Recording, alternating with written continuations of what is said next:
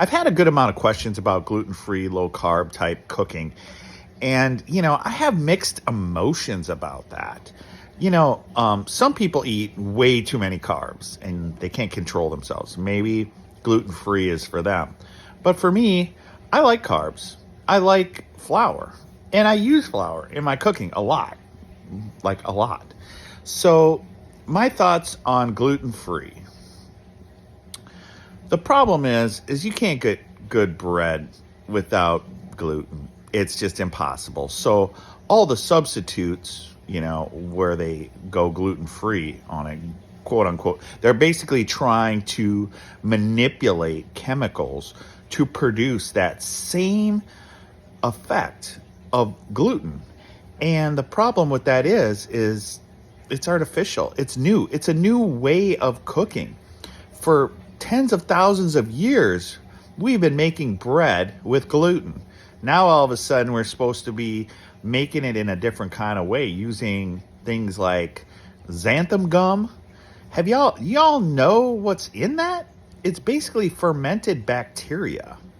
Like, how do we know that that's having large quantities of that? How do we know that that's good for us or better for us than the original carbs that are brought by gluten? Now, I get it. Some people are allergic to gluten.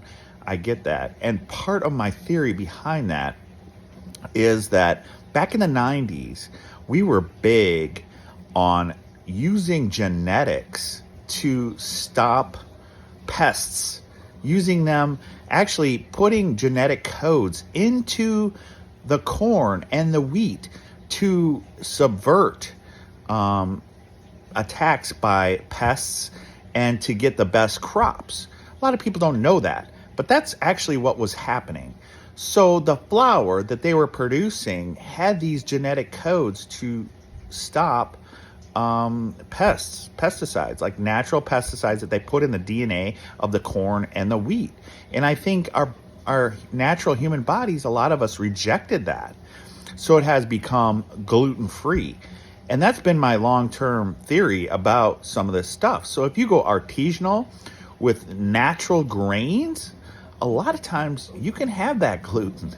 I've heard a couple people that have agreed with me on this. So that's one thing to look into. But yeah, xanthan gum. Yeah, I can cook gluten-free stuff, but it's never the same. It's never as good. So as far as limiting your carbs, I don't think cutting gluten out is one way to do it. Now, if you are naturally allergic to it, give it a shot. Give like actual natural grains, natural wheat that has not been highly produced. Give that a shot. It might change your life.